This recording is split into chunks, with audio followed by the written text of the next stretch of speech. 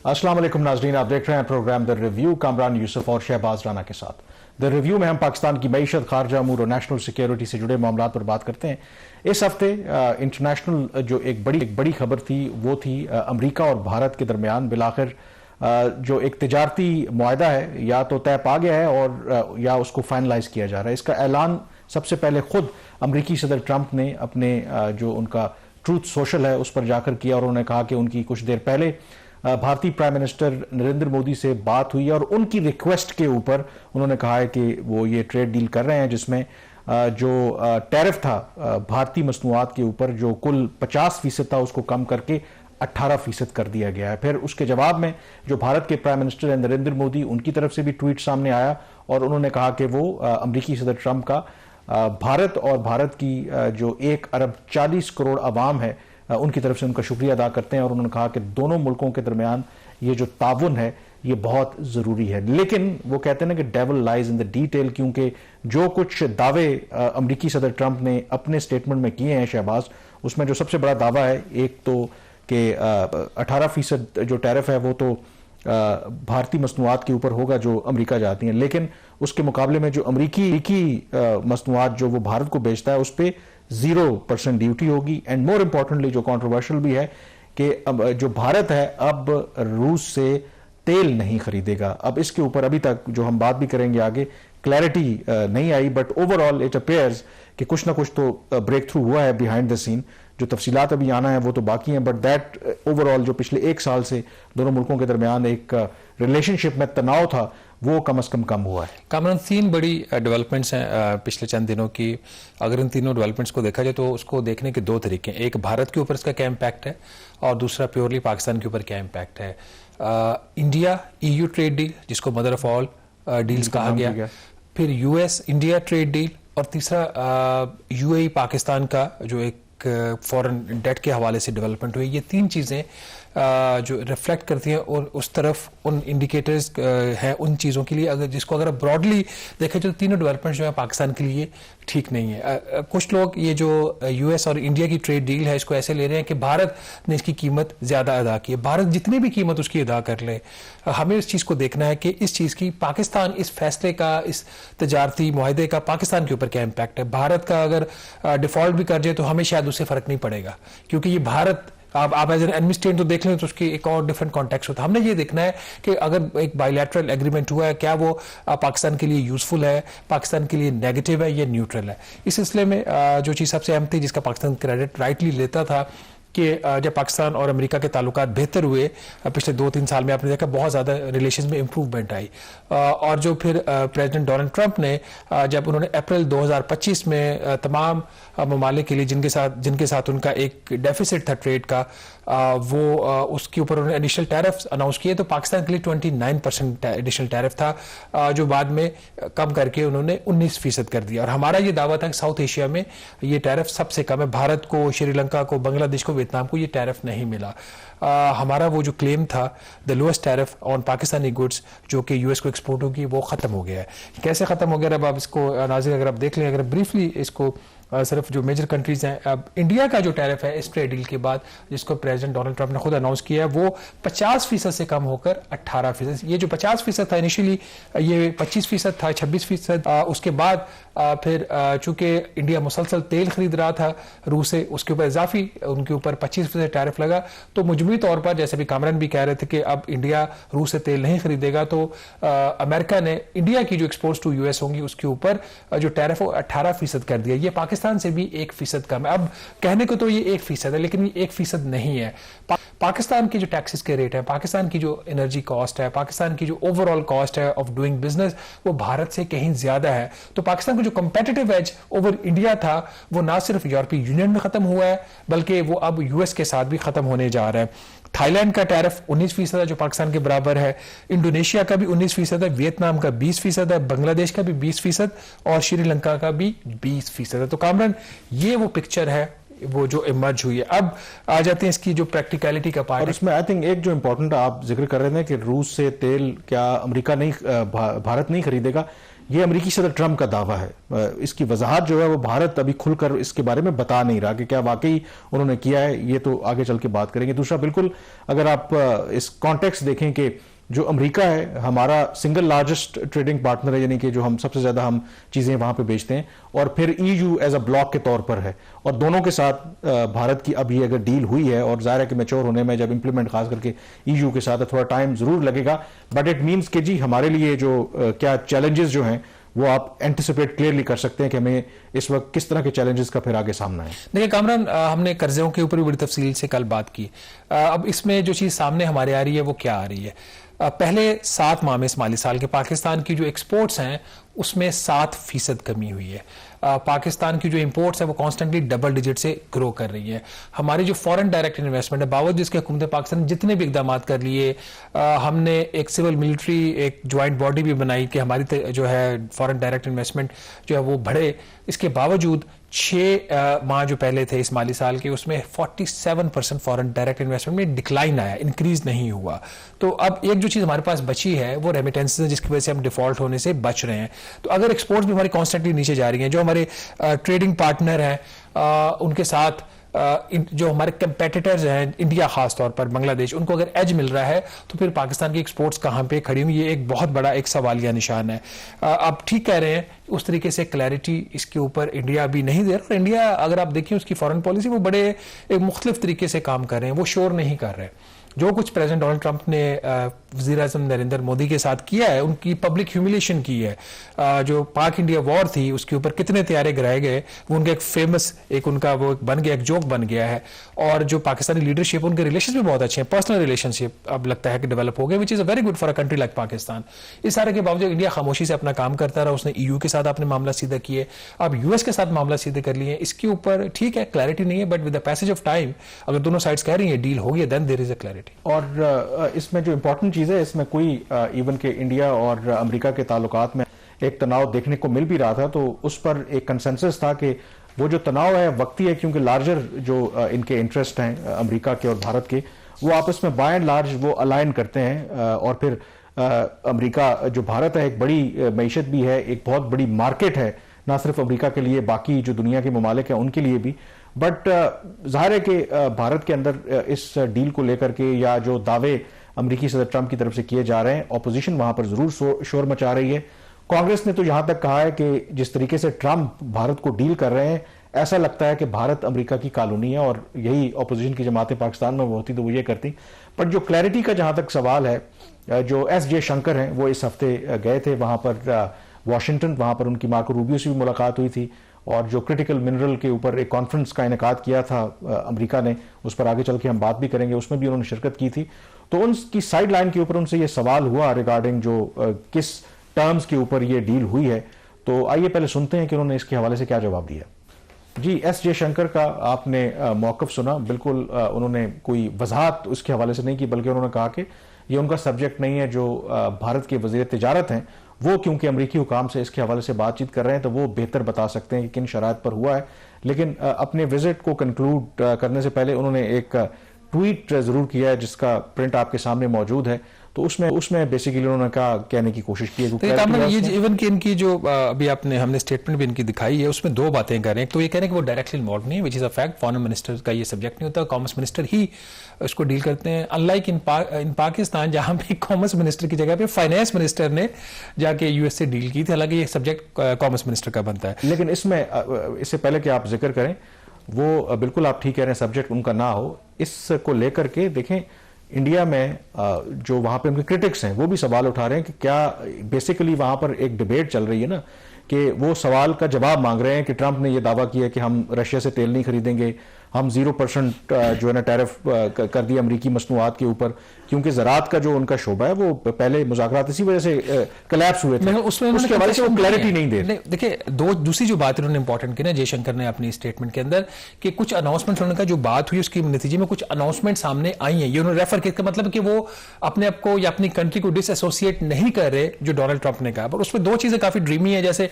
कि $500 अरब की वो इन्वेस्टमेंट करेंगे, और ये चीज जो है कहने को तो वो जब गल्फ गए थे, गल्फ कंट्रीज का विजिट किया था अमेरिकी सदर ने, तो उन्होंने कहा जी 1000 अरब डॉलर की इन्वेस्टमेंट्स होंगी, तो वो स्टेटमेंट्स आ जाती है, इन्वेस्टमेंट एक टाइम लगता है। बट जो चीज़ इनकी जो बाद में ट्वीट किया 2 दिन पहले जयशंकर ने अपने विजिट के अख्ताम के ऊपर, उनका जी concluded a productive and positive visit to the US, और उन्होंने शुक्रिया अदा किया मार्को रूबियो का।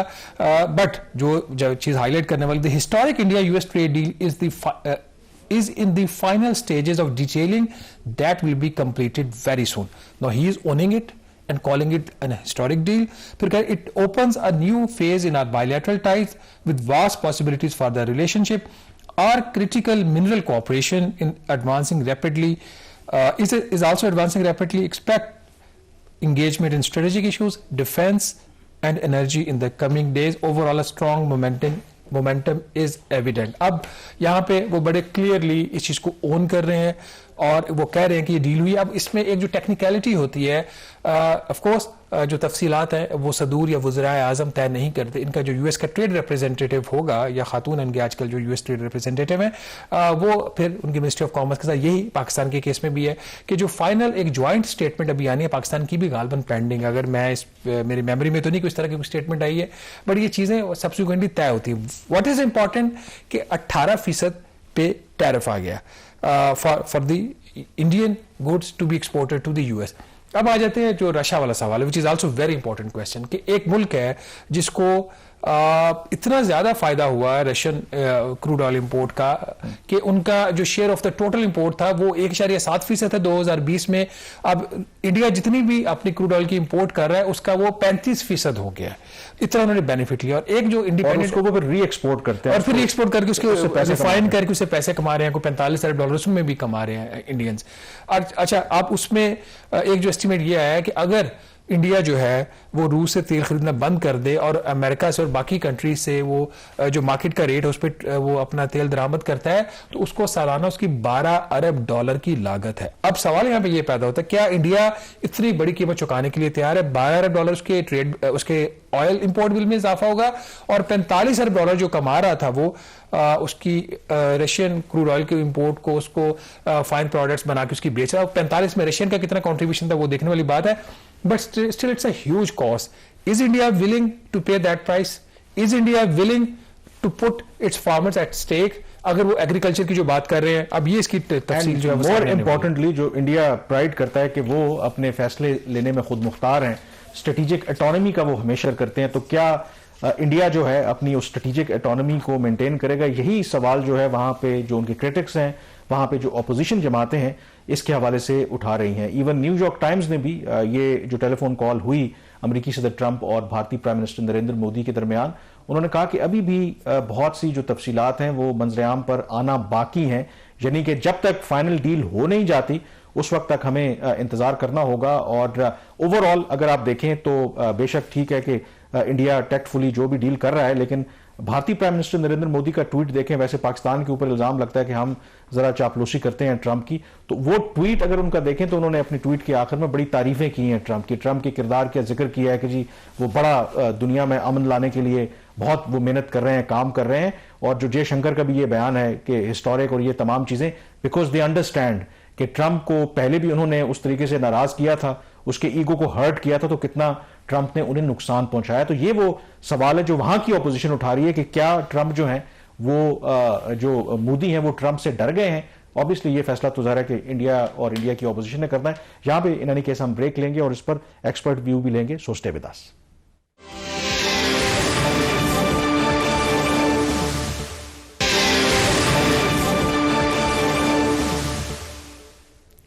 जी, ब्रेक के बाद एक दफा फिर आपको खुशामदीद कहते हैं। हम बात कर रहे हैं अमेरिका और भारत के दरमियान जो मुमकिना ट्रेड डील है, क्योंकि मुमकिना इसलिए मैं कह रहा हूं कि अभी जो फॉर्मली ये ट्रेड डील जो है वो साइन होना बाकी है। खुद भारतीय वज़ीर ख़ारजा ने भी कहा है, लेकिन ये तो है कि इन प्रिंसिपली दोनों मुल्कों के दरमियान एक एग्रीमेंट हो गया है जिसके तहत जो पहले 50% टैरिफ आयद किया था अमेरिका ने भारत के ऊपर, उसको कम करके अब 18% पे ले आए। इस पर मजीद बात करने के लिए वाशिंगटन से उज़ैर यूनुस साहब ने हमें ज्वाइन किया है, हमारे मुआशियात हैं। उज़ैर साहब, सबसे पहले तो ये बताएं कि इस मुमकिना डील को लेकर के कुछ कन्फ्यूजन्स भी हैं। अमेरिकी सदर ट्रंप ने जो दावा किया कि अब भारत रूस से तेल नहीं खरीदेगा, फिर जो अमरीकी मसनूआत के ऊपर जो टैरिफ है वो 0% होगा। भारत की हुकूमत ऑन दी अदर हैंड थोड़ा सा मुबिम सा उनकी तरफ से जवाब सामने आ रहा है। कोई सेंस है वाशिंगटन में आपको कि ब्रॉडर क्या कॉन्टूर्स हैं, क्या शराइत हैं जिनकी बुनियाद पर यह डील होने जा रही है? जी, पहले तो बुनियादी जो शराइत थी उनमें से एक बड़ी शर्त ये थी कि भारत जो है वो रूस से तेल लेना कम करे, जिसका डेटा ऑलरेडी नजर आ रहा है कि काफी हद तक कमी आ गई है रूसी तेल के इंपोर्ट के अंदर। उसकी वजह से ये जो ट्रेड डील अनाउंस हुई उसमें पहला तो ये कहा गया कि ये जो टैरिफ था 25% का वो हटा दिया जाएगा और बाकी टैरिफ को कम करके अब 18% पे लेके जाएंगे। जो अग्रीमेंट के एग्जैक्ट डिमेंशंस हैं वो लाइन बाय लाइन काफी हद तक निगोशिएट हो गए हैं और जो दो चीजों पे इस वक्त काम जारी है, नंबर एक वो जॉइंट स्टेटमेंट है जो कि आने वाले कुछ दिनों में अग्री होके पब्लिश हो जाएगी भारत और अमेरिका की तरफ से, जिस पे डिटेल्स ज्यादा शेयर होंगी। और दूसरी चीज जो होगी वो मार्च तक जो है, जिसे ये पहला tranche of the bilateral trade agreement कहा जा रहा है, उसकी details line by line agree होके पब्लिकली डिस्क्लोज कर दी जाएंगी। तो इस वक्त इन प्रिंसिपल जो है वजीर आजम मोदी और सदर ट्रंप ने अग्री कर लिया है, लेकिन जो लाइन बाय लाइन आइटम्स हैं वो अभी भी निगोशिएट हो रहे हैं। पाकिस्तान में दो व्यूज पाए जाते हैं। एक तो व्यू वही है जो ट्रेडिशनल है कि उसका इंडिया का बहुत नुकसान होगा जब वो रूस से तेल लेना बंद कर देगा। दूसरा व्यू जो ज्यादा सीरियस है और संजीदा है वो ये है कि पाकिस्तान को परेशान होना चाहिए कि अब उसको कंपेटिटिव एनवायरनमेंट जो है ना उसकी और ज्यादा टाइट हो गई है और इंडिया की गुड्स के लिए के साथ इसका compete करना अब यूएस मार्केट्स में जो है काफी मुश्किल हो जाएगा। आपका इसके हवाले से क्या पर्सपेक्टिव है? मेरा पर्सपेक्टिव जो है वो ये कि बिल्कुल पाकिस्तान जहां भारत से compete करता है जिन प्रोडक्ट्स में, बिलखसूस टेक्सटाइल्स में, वहां उसकी प्रोडक्ट्स को अब कंपटीशन मिलेगा भारत की तरफ से। उसकी एक वजह तो ये है कि टैरिफ 1% कम है भारत का जब ये डील इम्प्लीमेंट होगी। लेकिन जो बड़ी इंपॉर्टेंट चीज है जिस पे मैं नहीं समझता इतना ज्यादा फोकस किया जा रहा है पाकिस्तान में, वो ये है कि पिछले कुछ महीनों में भारत ने अपने रुपए की कीमत में कमी आने दी है 5 से 7% की। तो उसकी वजह से कंपैरेटिवली जो है उनका जो रुपया कमजोर हुआ है, तो भारतीय एक्सपोर्ट ज्यादा कंपेटिटिव हो गए और पाकिस्तान के अंदर जो करेंसी है उसे रोका गया है पिछले कई महीनों से। तो वो जो 5 से 7% का फर्क है वो बड़ा हिट करेगा पाकिस्तान के एक्सपोर्टर्स को जब भारत के ये टैरिफ्स कम हो जाएंगे। और जो चूंकि आप इकोनॉमी के ऊपर बहुत क्लोज इसको वॉच भी करते हैं, दो व्यूज अगेन एक्सचेंज रेट के ऊपर भी हैं। एक तो यह कि जो पाकिस्तानी रुपए की जो कदर है वो 250-255 रुपए है, वो इसलिए कि स्टेट बैंक ऑफ पाकिस्तान जो है ना वो एक प्लेयर बन गया मार्केट से, वो $8.5 अरब सालाना उठा रहा है। तो जिसकी वजह से आपका जो रुपया है वो 280 बेस पर ट्रेड कर रहा है। अमूमी तौर पर आप रियल इफेक्टिव एक्सचेंज रेट को सामने रखें तो वो होना चाहिए कि 290 रुपए के आसपास। दूसरा व्यू ये है कि नहीं, ये इवन के 280 भी जो है ये इसकी वैल्यू ज्यादा है। जो रियल इफेक्टिव एक्सचेंज रेट है वो 4% जो है डेप्रिसिएशन शो कर रहा है। आपके ख्याल में इसकी प्राइसिंग कोई भी किसी भी करेंसी की एग्जैक्ट डिटरमिन तो नहीं कर सकता, कौन सा व्यू बेहतर है? क्योंकि अगर स्टेट बैंक ऑफ पाकिस्तान का लिए परचेजेस बंद कर देता है तो रुपए की वैल्यू बेहतर हो सकती है, अगर नहीं बंद करता तो फिर रुपया अंडर प्रेशर है। देखिए, मेरा व्यूज पे बड़ा सिंपल है और वो जो है वो मैक्रो इकोनॉमी और पाकिस्तान के स्ट्रक्चरल इश्यूज से ज्यादा जुड़ा हुआ है। और वो ये है कि पाकिस्तान को अगर ग्रो करना है और सस्टेनेबली ग्रो करना है तो उसे अपना एक्सपोर्ट बढ़ाना पड़ेगा। एक ऐसी दुनिया के अंदर जहां अमेरिका ने टैरिफ्स लगाए हुए हैं और भी टैरिफ और नॉन टैरिफ बैरियर्स तमाम ममालिक लगा रहे हैं एक दूसरे के ऊपर, उसके अंदर जो एक तरीका ममालिक के पास है कि वो अपने एक्सपोर्टर्स को और एक्सपोर्ट्स को कंपेटिटिव रखें, वो अपनी करेंसी में की प्राइस में कमी लाने की वजह से होता है, डिप्रिसिएशन के थ्रू करते हैं। आपने जापान में देखा जापानीज येन डिप्रिशिएट हो रहा है, आपने चीन में देखा चाइनीज करेंसी डिप्रिशिएट की गई, भारत की मिसाल मैं दे चुका हूं, और भी दीगर ममालिक ने जो एक तरीका अपनाया यूनिफाइड लेवल पर अमेरिका के टैरिफ्स के बाद, वो ये था कि उन्होंने एडजस्ट करने के लिए अपनी करेंसी की वैल्यू कम करना शुरू कर दी। तो पाकिस्तान को भी जरा सोचना होगा कि एक वक्त हम कहते हैं कि पाकिस्तान को अपना एक्सपोर्ट बढ़ाने हैं, दूसरी तरफ पाकिस्तान अपनी करेंसी को रोक के रखता है। जहां कंपेटिटिव लॉस हो रहा है, अगर तमाम ममालिक जिनसे आप compete करते हैं उनकी करेंसी डिप्रिशिएट हो रही है और आपकी नहीं हो रही, तो you're losing competitiveness. That's the biggest problem Pakistani exporters are facing. तो नंबर एक तो ये इशू है। नंबर 2 ये कि इस वक्त जब लोग पाकिस्तान में कहते हैं कि जी स्टेट बैंक को जो है वो शरह सूद कम करनी चाहिए और वो नहीं कर रहा, और मैं बिल्कुल ठीक अग्री करता हूं कि वो नहीं कर रहे इस वक्त शरह सूद कम, क्योंकि you can not have your cake and eat it too. यानी कि अगर आपने शरह सूद कम करनी है तो आपने करेंसी को थोड़ा एडजस्ट होना पड़ेगा, और अगर आपने करेंसी को स्टेबल रखना है तो मेरा मानना यह है कि फिर स्टेट बैंक की बिल्कुल राइट पोजीशन है कि इंटरेस्ट रेट्स को भी हम फिर स्टेबल ही रखेंगे, क्योंकि अगर आप इंटरेस्ट रेट कट करेंगे और करेंसी को स्टेबल रखेंगे तो वही आपका करंट अकाउंट का डेफिसिट और वही बूम बस्ट साइकिल की तरफ पाकिस्तान जाने लगेगा। एक बात है। अच्छा उज़ैर साहब, कमिंग बैक टू दिस, जो इंडिया और यूएस की ट्रेड डील है और मुमकिन है उसका पाकिस्तान के ऊपर क्या इम्पैक्ट आ सकता है। जो इकोनॉमिक इम्पैक्ट है उसका तो आपने जिक्र किया, लेकिन हमें यह भी याद रखना चाहिए कि ये इंडिया और अमेरिका के दरमियान जो ताल्लुकात खराब हुए थे तो उसका पाकिस्तान ने बहुत ज्यादा एडवांटेज भी लिया था। तो do you see any political implications के वो जो पिछले एक साल ट्रंप जब दोबारा सदर मुंतखब हुए और मोदी के साथ उनके ताल्लुकात अच्छे नहीं थे, तो जो पाकिस्तान को एडवांटेज मिला था, तो डू यू थिंक कि अब दोबारा से जब इनके ताल्लुकात रिवाइव होंगे तो अब पाकिस्तान के लिए वो जो विंडो है वो शायद नैरो होती जाएगी? उसको कैसे देखते हैं आप? मैं नहीं समझता कि इतना ज्यादा नैरो होगी विंडो पाकिस्तान के लिए, क्योंकि ये जो ट्रंप की एडमिनिस्ट्रेशन है उसका पर्सपेक्टिव ये है कि पाकिस्तान के साथ ताल्लुकात पाकिस्तान और अमेरिका के इंटरेस्ट से जुड़े हुए हैं, और भारत के साथ ताल्लुकात अमेरिका और भारत के इंटरेस्ट के साथ जुड़े हुए हैं। तो पाकिस्तान के साथ जो मेन इंटरेस्ट है अमेरिका का इस वक्त वो दो जगहों पर मौजूद है। नंबर 1 के मशरिक़ वस्ता के अंदर जो नया एक सिक्योरिटी आर्किटेक्चर बन रहा है उसके अंदर पाकिस्तान का एक बड़ा अहम किरदार होगा, सऊदी अरब के साथ जुड़ के और तुर्की के साथ जुड़ के। तो अमेरिका चाहता है कि पाकिस्तान उसमें एक मुस्बत किरदार अदा करे, वो बड़ा जरूरी है इस एडमिनिस्ट्रेशन के लिए। और दूसरा कि जिस तरह इस हफ्ते क्रिटिकल मिनरल समिट हो रही है तो उसे सिक्योर करने के लिए पाकिस्तान के साथ अगर ताउन किया जा सकता है, इन्वेस्टमेंट की जा सकती है, जो कि हम देख रहे हैं इस पे काम हो रहा है, तो वो भी बड़ा जरूरी है। तो ये एक बड़ा कोर इशू है ट्रंप इंतजामिया के लिए, जिसकी वजह से मैं समझता हूँ पाकिस्तान के साथ ताल्लुकात बेहतर होंगे। भारत एक बड़ी मईशत है, उसके साथ तिजारत बहुत ज्यादा करता है अमरीका। जी जी, पॉलिटिकली तो आपने फरमाया कि पाकिस्तान के ऊपर उस तरीके से इम्पैक्ट नहीं आएगा, बट अगर कमर्शियल कॉन्टेक्स्ट में अगर आप देखें, आपने कहा जी कि exchange rate is the key. अगर एक्सचेंज रेट को नहीं छेड़ा जाता तो फिर पाकिस्तान और ज्यादा अनकम्पेटिटिव हो जाएगा। लेकिन अगर आप इस वक्त देखें अक्रॉस द बोर्ड एक गवर्नमेंट साइड से ये व्यू आ रहा है कि हमने एक्सचेंज रेट को स्टेबल रखना, और उसकी वो वजह ये देते हैं कि जब रुपया 180 से 280 रुपए पे गया तो हमारे एक्सपोर्टर ने उस कंपेटिटिव जो एज मिला था उसका फायदा नहीं उठाया। एक्सपोर्ट्स हमारी स्टैग्नेंट, वही $2.5 बिलियन ऑन एन एवरेज। और फिर आपकी जितनी भी इंपोर्ट्स हो रही हैं, इवन के आप जो एक्सपोर्ट भी करते हैं उसमें जो रॉ मटेरियल, इंटरमीडिएट गुड्स, वो भी सारी इंपोर्टेड हैं। तो पाकिस्तानी एक्सपोर्टर्स को फिर क्या करना चाहिए कि अगर एक्सचेंज रेट भी स्टेबल रहता है, गवर्नमेंट और स्टेट बैंक इसको नहीं छेड़ते, ओवरऑल जो एनवायरमेंट है वो भी टाइट रहती है, तो फिर इस डील की वजह से पाकिस्तान को सालाना कितना नुकसान हो सकता है? कितना नुकसान हो सकता है वो तो ऑब्वियसली हार्ड टू प्रिडिक्ट, लेकिन उसके अंदर देखें ना, एक्सपोर्ट के अंदर भी लोग एक बात भूल जाते हैं कि आपका एक पूरा एक साइकिल क्राइसिस का गुजरा है मुल्क के अंदर, एनर्जी सेक्टर के अंदर वगैरह वगैरह। लेकिन एक्सपोर्ट सिर्फ गुड्स की तो नहीं होती ना, एक्सपोर्ट तो सर्विसेज की भी होती हैं। पाकिस्तान की सर्विसेज टेक्नोलॉजी की एक्सपोर्ट्स आप उठा के देख लें, उसमें क्यूमुलेटिवली ईयर ऑन ईयर कितनी ग्रोथ हुई है। तो वो भी तो एक्सचेंज रेट से एक तरह से जुड़ी हुई है ना। पाकिस्तान का लेबर कंपेटिटिव हुआ एक्सचेंज रेट की डिप्रिसिएशन की वजह से, तो पाकिस्तानी आईटी सर्विसेज में आपने ग्रोथ आना देखी। तो ये बात लोग भूल जाते हैं।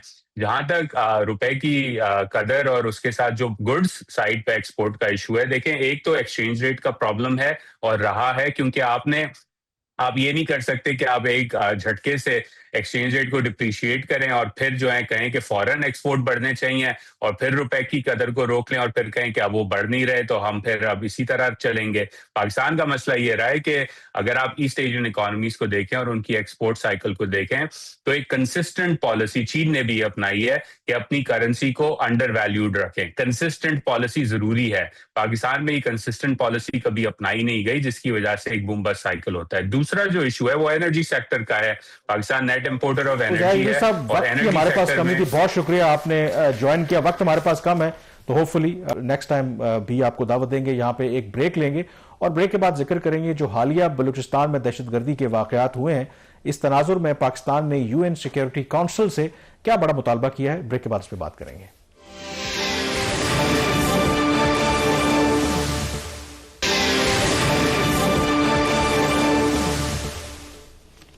जी, ब्रेक के बाद एक दफा फिर आपको खुश आमदीद कहते हैं। पिछले हफ्ते जो हमने देखा बलूचिस्तान में कोऑर्डिनेटेड दहशतगर्दी के वाकयात हुए, 12 शहरों को निशाना बनाया गया।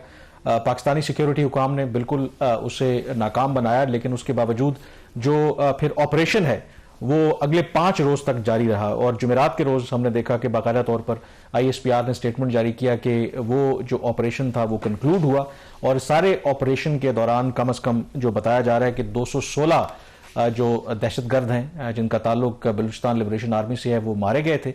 और इसमें फिर कम से कम जो 22 पाकिस्तानी सिक्योरिटी एहलकार हैं उनकी भी शहादत हुई, और 36 जो आम शहरी हैं उन्होंने भी जामे शहादत नोश किया, जो पिछले 5-6 रोज बलूचिस्तान में जो कुछ होता रहा। अब शहबाज, इस पर्सपेक्टिव में पाकिस्तान के वज़ीर दिफा हों, उसके अलावा वज़ीर दाखिला हों, बलूचिस्तान के चीफ मिनिस्टर हों, पाकिस्तान के प्राइम मिनिस्टर हों, क्लियरली यहाँ पर उन्होंने खुलकर ये कहा है कि इसके पीछे जो भारत है, भारत की खुफिया एजेंसियां, उनका किरदार है कि उसको डिस्टेबलाइज करना चाहते हैं, लेकिन पाकिस्तान इस पर कॉम्प्रोमाइज़ नहीं करेगा। अब इसी इशू को लेकर के UN सिक्योरिटी काउंसिल में भी ये मामला गया इसी हफ्ते, और वहाँ पर अब पाकिस्तान ने यह मुतालबा किया है कि देयर इज़ एनफ एविडेंस कि ये जो BLA है एक दहशतगर्द तंजीम है। और कई जो बड़े मुल्क हैं सारों ने, मसलन अमेरिका है, EU है, UK है, तमाम इन जो ममालिक हैं और ब्लॉक्स हैं, इसको दहशतगर्द डिक्लेयर किया हुआ है। लेकिन हैरान कुन तौर पर अभी भी UN सिक्योरिटी काउंसिल ने, जो उनकी एक सैंक्शंस कमेटी है, रेजोल्यूशन उनकी 1267, अलकायदा कमेटी भी उसे कहते हैं, उसके तहत अभी तक UN सिक्योरिटी काउंसिल ने इसे लिस्ट नहीं किया। क्या पाकिस्तान इससे पहले कभी ये मामला UN सिक्योरिटी काउंसिल में फॉर्मली प्रेजेंट किया है?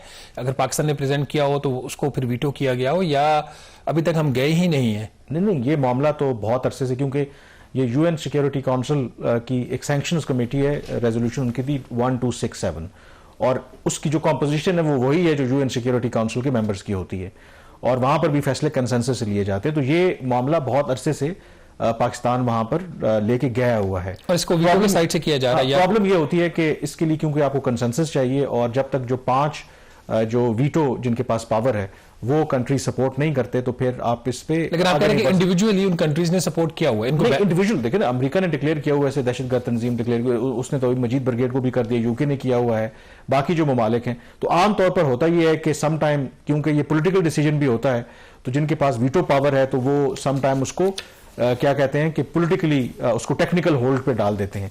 अब क्योंकि ये लेटेस्ट इंसिडेंट हुआ है बलूचिस्तान में, तो पाकिस्तान इस मामले को दोबारा वापस लेकर के गया है।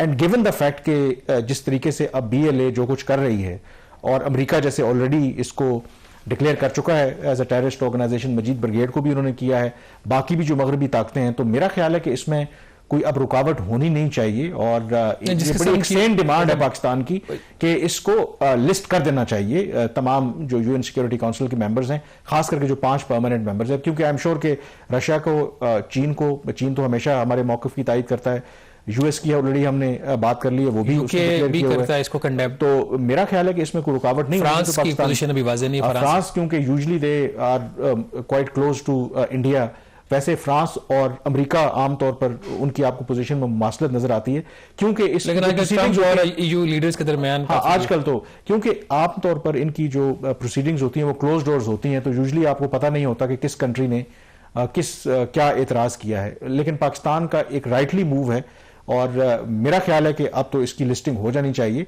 क्योंकि एवरीबडी नोज कि जो कुछ ये BLA वगैरह इस वक्त बलूचिस्तान में कर रहे हैं, तो सिर्फ उसके अंदर इशू अब यही है कि क्योंकि अगर एक्सटर्नल प्लेयर बिल्कुल उनको सपोर्ट कर रहे हैं, तो अगर वो ऐसा करेंगे और जो पाकिस्तान का मौक़िफ़ है, तो फिर उसकी लार्जर इम्प्लीकेशंस है। इंडिया तो बिल्कुल नहीं चाहेगा कि आप उसको लिस्ट करें, क्योंकि चलें और फ़र्क पड़े ना पड़े, इनके बहुत से जो लीडर्स हैं, आपको पता है कि यूरोप में, मगरब में, वहाँ पर बैठे हैं, तो अगर UN सिक्योरिटी काउंसिल की लिस्टिंग हो जाती है, तो नहीं है कि अचानक से ये जो दहशतगर्द ग्रुप हैं, इसकी जो ताकत है वो एकदम से कम हो जाएगी, बट ये जरूर होता है कि फिर उन पर दबाव बढ़ना शुरू हो जाता है। ये जो फंडिंग है, ये जो आज़ादाना मगरबी ममालिक में या किसी और जगह पे जाके ये फिरते रहते हैं, वो इतना आसान नहीं होता, क्योंकि UN सिक्योरिटी काउंसिल जब आप एक फैसला करती है, तो फिर तमाम जो मेंबर कंट्रीज हैं उनके ऊपर ये ऑब्लिगेशन है कि उस फैसले के ऊपर अमल दरामद करें। तो लेट्स होप कि UN सिक्योरिटी काउंसिल जल्द इसके हवाले से ये फैसला ले, क्योंकि पाकिस्तान की ये बड़ी एक लेजिटिमेट डिमांड है। यहाँ पे ब्रेक लेंगे, ब्रेक के बाद हमारी डिस्कशन जारी रहेगी।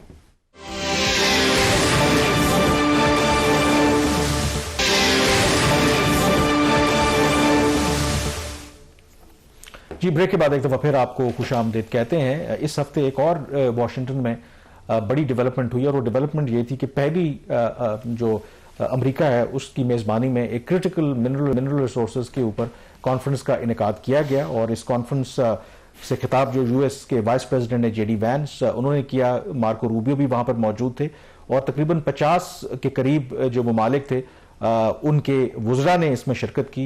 भारत के वज़ीर ख़ारजा एस जयशंकर भी मौजूद थे और पाकिस्तान की तरफ से पेट्रोलियम के जो वज़ीर हैं अली परवेज़ मलिक उन्होंने इसमें शिरकत की। एट द सेम टाइम वैसे बताया यह जा रहा था कि शायद फॉरेन मिनिस्टर इसहाक डार ने शिरकत कर दी थी, क्योंकि पाकिस्तान में इसी हफ्ते हमने देखा कि दो जो सदूर हैं उनके विजिट्स हुए तो उसकी वजह से वो वहां पर नहीं जा सके।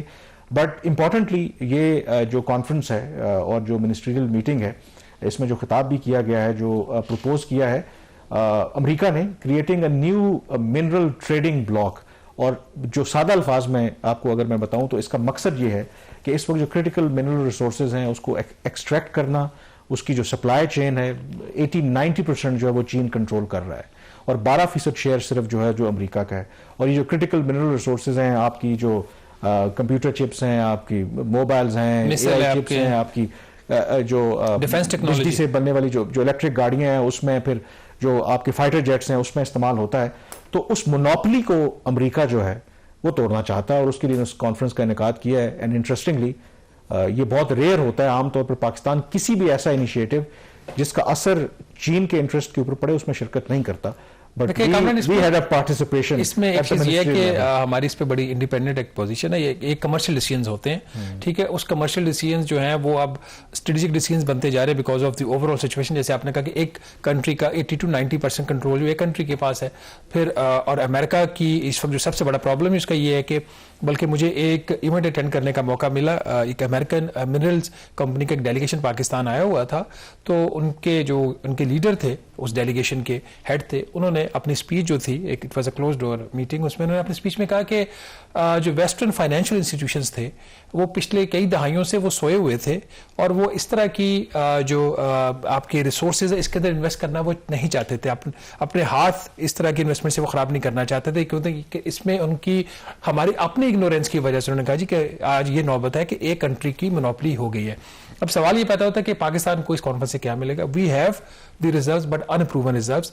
मैंने पिछले दिनों खबर भी की थी, अमेरिका ने ऑफर किया था पाकिस्तान को कि जो अनटैप्ड और मतलब वेरीफाइबल जो रिजर्व्स है उनकी वेरिफिकेशन के लिए बहुत सारी आपको स्टडीज, बड़ी एक्सपेंसिव स्टडीज होती हैं। तो अमेरिकन ने टेक्निकल कोऑपरेशन पाकिस्तान को ऑफर किया है कि हम कहते हैं कि $6 ट्रिलियन के या $7 ट्रिलियन के हमारे रिजर्व्स है, उनको आइडेंटिफाई करना और उनकी वेरिफिकेशन जो होती है सारा process which is again a highly technical and engineering process, उसके लिए यूएस ने अपनी जो ताउन है वो ऑफर किया। बट उससे भी पहले जो अमेरिका काम कर चुका है कि उन्होंने गालबन $136 अरब का एक फंड कायम किया है जो कि सिर्फ उसकी जो इन्वेस्टमेंट होगी क्रिटिकल मिनरल्स के अंदर होगी। और ये रेकॉर्डिक वाला जो है इसकी जो फाइनेंसिंग पाकिस्तान को मिली है $1.25 बिलियन की, ये भी उसी फंड से मिली है। अच्छा, आप ये जो बात आपने की ना कि सिर्फ इस तरह के जो फैसले होते हैं बेस्ड ऑन जो भी इकोनॉमिक और जो फाइनेंशियल रीजंस होती हैं, बट इसके अंदर जियो स्ट्रेटेजिक जो इश्यूज इन्वॉल्व हैं, क्योंकि अमेरिका को क्यों ख्याल आया कि अमेरिका और चीन के दरमियान ये जो ट्रेड वॉर इंटेंसिफाई हुई